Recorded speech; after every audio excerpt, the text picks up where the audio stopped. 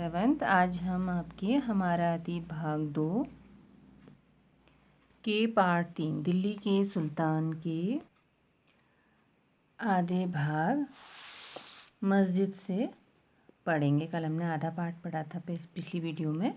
तो मस्जिद यानी कि अरबी का शब्द, अरबी भाषा का शब्द है, जिसका शाब्दिक अर्थ है कि ऐसा स्थान जहाँ मुसलमान अल्लाह की आराधना में सजदा यानी कि घुटना और माथा टेक कर करते हैं।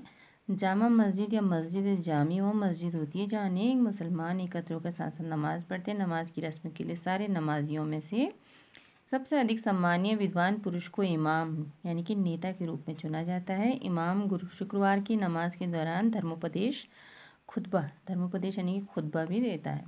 नमाज के दौरान मुसलमान मक्का की तरफ मुँह करके खड़े होते हैं। भारत में मक्का पश्चिम की ओर पड़ता है यानी कि गुजरात की तरफ, और मक्का की ओर की दिशा को किबला कहा जाता है। तो ये देखिए वाली मस्जिद दिखाई गई है, ये है 12वीं सदी के आखिरी दशक में बनी कुव्वत अल इस्लाम मस्जिद, और उसकी मीनारें हैं ये जो लंबी लंबी हैं। यह जामा मस्जिद दिल्ली के सुल्तानों द्वारा बनाए गए सबसे पहले शहर में स्थित है। इतिहास में इस शहर को दिल्ली एक कोहना पुराना शहर कहा गया है। इस मस्जिद का इल्तुतमिश और अलाउद्दीन खिलजी ने विस्तार किया, और जो यह है कुतुबुद्दीन ऐबक, इल्तुतमिश और फिरोज शाह तुगलक द्वारा बनवाई गई थी। अभी दूसरी मस्जिद है ये बेगमपुरी मस्जिद, और मोहम्मद तुगलक के राज्यकाल में दिल्ली में उसकी नई राजधानी जहांपनाह यानी कि विश्व की शरण स्थली की मुख्य मस्जिद के तौर पर बनाई गई थी। फिर ये मोठ की मस्जिद है, सिकंदर लोदी के शासनकाल में उसके मंत्री द्वारा बनवाई गई। और ये है जमाली कमाली की मस्जिद 1520 के दशक के आखिरी दिनों में बनाई गई। तो दिल्ली के मुसलमानों ने सारे उपमहाद्वीप के अनेक शहरों में मस्जिदें बनवाई। इससे उनके मुसलमानों इस्लाम के रक्षक होने के दावे को बल मिलता था। समान आचार संहिता और आस्था का पालन करने वाले श्रद्धालुओं की परस्पर एक समुदाय से जुड़े होने का बोध उत्पन्न करने में भी मस्जिदें सहायक थी। तो वहाँ पर होते थे तो उनको होता था कि हम एक बहुत बड़े समाज का हिस्सा है। एक समुदाय का अंग होने के बोध को प्रबल करना जरूरी था, क्योंकि मुसलमान अनेक भिन्न भिन्न प्रकार की पृष्ठभूमियों से आते थे। तो उनकी पृष्ठभूमि अलग थी, कोई अलग काम करते थे, कोई अलग काम करते थे, लेकिन जो ये यहाँ पर मस्जिद में नमाज पढ़ते थे उनसे उनको एक होने का बोध होता था। अब ये देखिए खलजी और तुगलक वंश के अंतर्गत प्रशासन और समेकन। दिल्ली सल्तनत जैसे विशाल साम्राज्य के समेकन के लिए यानी कि उसको एक बनाए रखने के लिए विश्वसनीय सूबेदारों और प्रशासकों की ज़रूरत थी। तो दिल्ली के जो आरंभिक सुल्तान उनमें से विशेषकर इल्तुतमिश जो था वो सामंतों और ज़मींदारों के स्थान पर अपने विशेष गुलामों को सूबेदार नियुक्त करना अधिक पसंद करता था। इन गुलामों को फारसी भाषा में बंदगा कहा जाता है। उन्हें सैनिक सेवा के लिए खरीदा जाता था, और राज्य के बहुत ही महत्वपूर्ण राजनीतिक पदों पर काम करने के लिए बड़ी सावधानी से प्रशिक्षित किया जाता था। तो पूरी तरह से उन्हें मालिक पर निर्भर होते थे, इसलिए सुल्तान भी उन पर विश्वास करने के लिए निर्भर हो सकते थे। तो देखो, बेटों से बढ़कर गुलाम। सुल्तानों को सलाह दी जाती थी जिस गुलाम को हमने पाला पोसा और आगे बढ़ाया है उसकी हमें देखभाल करनी चाहिए, क्योंकि तकदीर अच्छी हो तभी पूरी ज़िंदगी में कभी कभी ही योग्य और अनुभवी गुलाम मिलता। बुद्धिमानों का कहना है कि योग्य और अनुभवी गुलाम बेटे से भी बढ़कर होता है, क्योंकि उसे एहसास होता है कि जो हमारे मालिक हैं वो हमें हमारे ऊपर एहसान कर रहे हैं, जबकि बेटे ऐसा सोचता है कि ये पिता की जिम्मेदारी है, इसलिए वो बेटे से भी बढ़कर होता और अपनी जान देने में, अपने पूरा सम्मान देने में कोई कसर नहीं रखता था। तो आश्रित जो किसी अन्य व्यक्ति के संरक्षण में रहता हो यानी कि उस पर निर्भर हो। खलजी तथा तुगलक शासक बंदगा का इस्तेमाल करते रहे यानी कि वही गुलामों का, और साथ ही अपने पर आश्रित जो निम्न वर्ग के लोग, जो नीचे वर्ग के लोग होते थे उनको भी ऊंचे राजनीतिक पदों पर बैठाते रहे। ऐसे लोगों को सेनापति और सूबेदार जैसे पद दिए जाते थे, लेकिन इससे राजनीतिक अस्थिरता भी पैदा होने लगी। गुलाम और आश्रित अपने मालिकों और संरक्षकों के प्रति तो वफादार रहते थे, मगर उनके उत्तराधिकारियों के प्रति नहीं, जो राजाओं के सम्राट के बच्चे होते थे। नए सुल्ताना के अपने नौकर होते थे। फलस्वरूप किसी नए शासक के सिंहासन पर बैठते ही नए और पुराने सरदारों के बीच जो था लड़ाई शुरू हो जाती थी। सुल्तानों का निचले तबके के लोगों को संरक्षण दिए जाने के कारण जो उच्च वर्ग के लोग थे वो भी जो होते थे उनको बहुत धक्का लगता था। फारसी तवारीख के लेखकों ने निचले खानदान के लोगों को ऊंचे पदों पर बैठाने के लिए दिल्ली के सुल्तानों की आलोचना यानी कि बुराई भी की। सुल्तान मोहम्मद तुगलक के अधिकारी जन। सुल्तान मोहम्मद तुगलक ने अजीज़ खुमार नामक कलाल, शराब बनाने वाले और बेचने वाले, पिरूज़ हज्जाम नामक नाई, मनका तब्बाख नामक बावर्ची और लड्ढा तथा पीरा नामक मालियों को ऊंचे प्रशासनिक पदों पर बैठाया था। तो 14वीं सदी के शताब्दी के मध्य के इतिहासकार ज़ियाउद्दीन बर्नी ने इन नियुक्तियों का उल्लेख सुल्तान के राजनीतिक विवेक के नाश और शासन करने की अक्षमता के उदाहरण के रूप में किया है। तो पहले वाले सुल्तानों की तरह खलजी और तुगलक शासकों ने भी सेना नायकों को भिन्न भिन्न आकार के इलाकों के सूबेदार के रूप में नियुक्त किया। ये इलाके इक्ता कहलाते थे और इन्हें संभालने वाले अधिकारी इक्तदार या मुक्ति कहे जाते थे। मुक्ति का फर्ज था सैनिक अभियानों का नेतृत्व करना और अपने इक्तों में कानून और व्यवस्था बनाए रखना। अपनी सैनिक सेवाओं के बदले वेतन के रूप में मुक्ति अपने इलाकों से राजस्व की वसूली किया करते थे। राजस्व के रूप में मिली रकम से ही अपने सैनिकों को तनख्वाह देते थे। मुक्ति लोगों पर काबू रखने का सबसे प्रभावी तरीका यह था कि उनका पद वंश परंपरा से न चले और उन्हें कोई भी इक्ता थोड़े थोड़े समय के लिए ही मिले, यानी को बदल बदल कर दिया जाए, जिसके बाद उनका स्थानांतरण, उनकी बदली कर दी जाए। सुल्तान अलाउद्दीन खिलजी और मोहम्मद तुगलक के शासनकाल में नौकरी के इन कठोर नियमों का बड़ी सख्ती से पालन होता था। मुक्ति लोगों द्वारा एकत्रित किए गए राजस्व की रकम का हिसाब लेने के लिए राज्य द्वारा लेखा अधिकारी नियुक्त थे और ये ध्यान रखा जाता था कि मुक्ति राज्य द्वारा निर्धारित कर ही वसूलें और तय संख्या के अनुसार सैनिक रखें। जब दिल्ली के सुल्तान शहरों से दूर आंतरिक इलाकों को भी अपने अधिकार में ले आए तो उन्होंने भूमि के स्वामी, सामंतों और अमीर जमींदारों को भी अपने आगे झुकने के लिए मजबूर कर दिया। अलाउद्दीन खलजी के शासनकाल में भू राजस्व के निर्धारण, यानी जमीन का जो टैक्स का निर्धारण होता था और वसूली के कार्य को अपने नियंत्रण में ले लिया।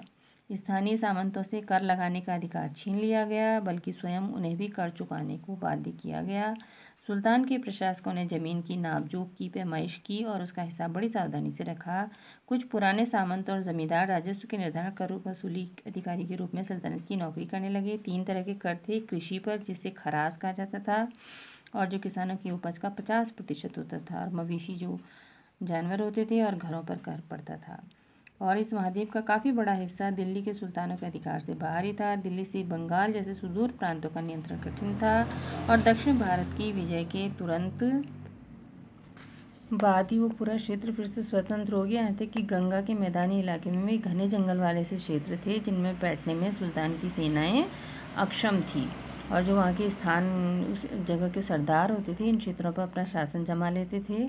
अलाउद्दीन खलजी और मोहम्मद तुगलक इन इलाकों पर जोर जबरदस्ती अपना अधिकार जमा तो लेते, पर वो अधिकार कुछ समय तक रह पाता था। तो सरदार और उनकी किलेबंदी, तो इस तरह से उन्होंने ये जो इब्न बतूता था उन्होंने वर्णन किया है।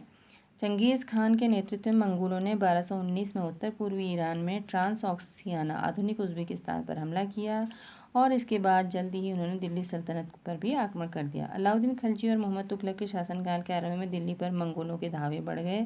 मंगोल जो थे मंगोलिया से आते थे। इससे मजबूर होकर दोनों ही सुल्तानों को एक विशाल स्थानीय सेना खड़ी करनी पड़ी। इतनी विशाल सेना को संभालना प्रशासन के लिए भारी चुनौती थी। तो दोनों ने कैसे इसका सामना किया, यहाँ पे तुलना करी है। अलाउद्दीन खिलजी, इनके समय में दिल्ली पर 2 बार हमले हुए, 1299, 1300 और 1303 में, 1302 में और 3 में। तो खलजी ने एक विशाल पक्की सेना खड़ी करी, स्थायी। मोहम्मद तुगलक के शासन में आरंभ में सल्तनत पर हमला हुआ, मंगोल सेना परास्त हो गई। मोहम्मद तुगलक को अपनी सेना की शक्ति और अपने संसाधनों पर इतना विश्वास था कि उसने ट्रांसऑक्सियाना पर आक्रमण की योजना बना ली और ये उसका एक आक्रामक कदम था। अलाउद्दीन खलजी ने अपने सैनिकों के लिए सीरी नामक एक नया गैरिसन शहर बनाया और मोहम्मद तुगलक नया गैरिसन शहर बनाने के स्थान पर दिल्ली के 4 शहरों में से सबसे पुराने शहर देहली कोहना को उन्होंने खाली करवा दिया, वहाँ सैनिक छावनी बना दी और पुराने शहर के जो निवासी थे उनको दक्षिण में नई राजधानी दौलताबाद भेज दिया। फिर जो अलाउद्दीन खलजी थे उन्होंने सैनिकों के पेट भरने की समस्या को गंगा यमुना के बीच की भूमि से टैक्स के रूप में उन्होंने जो कर लिया, खेती की पैदावार इकट्ठी करके हल किया। किसानों की पैदावार का 50% हिस्सा कर के रूप में ले लिया जाता था।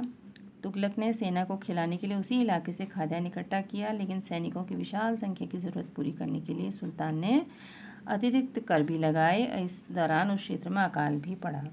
सैनिकों के अलाउद्दीन खिलजी में सैनिकों को वेतन देना होता था। अलाउद्दीन ने सैनिकों को एकता के स्थान पर नकद वेतन देना तय किया और सैनिक जो होते थे अपना ज़रूरी सामान दिल्ली के व्यापारियों से खरीदते थे। तो व्यापारी चीज़ों की कीमतें न बढ़ा दें, इसे रोकने के लिए अलाउद्दीन ने दिल्ली में चीज़ों की कीमतों पर नियंत्रण लागू कर दिया। अफसर बड़ी सावधानी से कीमतों का सर्वेक्षण करते और जो व्यापारी निश्चित दरों का उल्लंघन करता उन्हें सजा मिलती थी। मोहम्मद तुगलक भी अपने सैनिकों को नकद वेतन देता था, लेकिन कीमतों पर नियंत्रण करने के लिए उसने कुछ कुछ आज की कागजी मुद्रा की तरह टोकन मुद्रा, सांकेतिक मुद्रा चलाई। ये सिक्के धातु के बने होते थे, लेकिन सोने चांदी के न होकर सस्ती धातु के थे। 14वीं सदी के लोगों को इस मुद्रा पर भरोसा नहीं था। बड़े चतुर थे, अपने सोने चांदी के सिक्के वे बचा कर रख लेते और अपने तमाम टैक्स जो होते थे इस टोकन मुद्रा से ही देते थे। और इस सस्ती मुद्रा जो थी उस जैसे जाली सिक्के भी बड़ी आसानी से बनाए जा सकते थे। अलाउद्दीन के प्रशासनिक कदम काफ़ी सफल रहे। इतिहासकारों ने कीमतों में कमी और बाजार में वस्तुओं की कुशलता से आपूर्ति के लिए उसके शासनकाल की प्रशंसा करी। मंगोल आक्रमणों का भी उसने सफलतापूर्वक सामना किया। और मोहम्मद तुगलक के जो प्रशासनिक कदम थे बहुत असफल रहे। कश्मीर पर उसका आक्रमण पूरी तरह विफल रहा और उसने तुरान पर हमला करने का इरादा छोड़ दिया, अपनी विशाल सेना को भंग कर दिया। और जो प्रशासन संबंधी कदम उठाए उससे कई परेशानियां पैदा हो गई। दौलताबाद जाने से लोग नाराज थे। कर में वृद्धि और गंगा यमुना के दोआब में अकाल होने से जनता जो थी विद्रोह पर उतर आई और अंततः मुगल तुगलक को टोकन मुद्रा भी वापस लेनी पड़ी। तो इन तमाम असफलताओं की गिनती में हम देखते हैं कि सल्तनत के इतिहास में पहली बार दिल्ली के किसी सुल्तान ने मंगोल इलाके को फतह यानी कि विजय प्राप्त करने के अभियान की योजना बनाई। जहां अलाउद्दीन खिलजी का बल रक्षा पर था, वहीं मोहम्मद तुगलक के द्वारा उठाए गए कदम मंगोलों के विरुद्ध सैनिक आक्रमण की योजना का हिस्सा थे।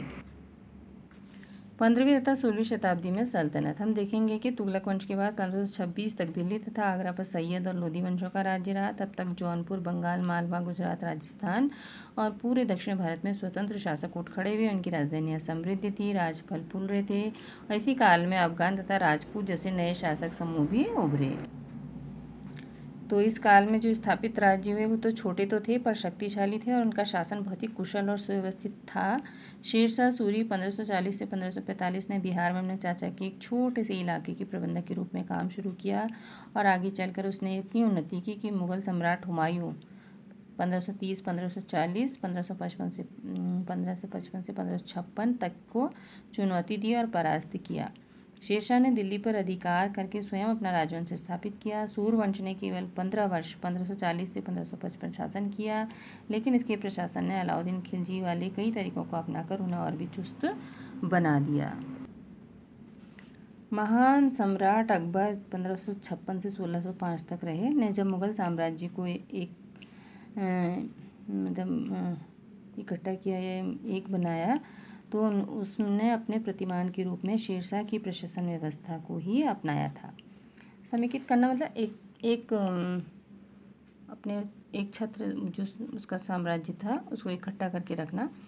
3 श्रेणियाँ, ईश्वरीय, शांति, नाइट और धर्मयुद्ध। 3 ये कहा अन्यत्र 3 श्रेणियों का विचार सबसे पहले 11वीं शताब्दी के आरंभ में फ्रांस में सूत्रबद्ध किया गया। इसके अनुसार समाज को 3 वर्गों में विभाजित किया: प्रार्थना करने वाला, युद्ध करने वाला और खेती करने वाला।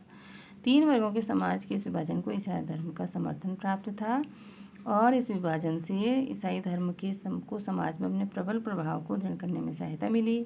इस विभाजन से योद्धाओं को एक नया समूह उभरा जिनको नाइट कहा जाता था। ईसाई धर्म एक समूह को संरक्षण देता था और अपनी ईश्वरीय शांति की अवधारणा के प्रसार में इनका उपयोग करता था। नाइटों से अपेक्षा की जाती थी वे धर्म और ईश्वर की सेवा में समर्पित योद्धा रहे। इन योद्धाओं को आपसी लड़ाई भिड़ाई से विमुख करके उन मुसलमानों के विरुद्ध युद्ध करने भेज दिया जाए जिन्होंने यरूशलेम शहर पर कब्जा कर रखा था। इस प्रयत्न के परिणाम स्वरूप सैनिक अभियानों की श्रृंखला चली जिसे क्रूसेड धर्मयुद्ध कहा गया। ईश्वर तथा धर्म की सेवा में किए गए इन अभियानों ने नाइटों की हैसियत पूरी तरह बदल डाली। पहले इन नाइटों की गिनती कुलीनों में नहीं होती थी, यानी अच्छे लोगों में नहीं होती थी, मगर फ्रांस में 11वीं सदी के अंत तक और जर्मनी में उससे एक सदी बाद इन योद्धाओं के दिनहीन अतीत को भुला दिया गया। 12वीं सदी तक तो कुलीन वर्ग के लोग भी नाइट कहलाना चाहने लगे थे, यानी उच्च वर्ग के लोग जो अमीर होते थे और अच्छे परिवारों से होते थे। तो ये आपका तीसरा पार्ट समाप्त होता है।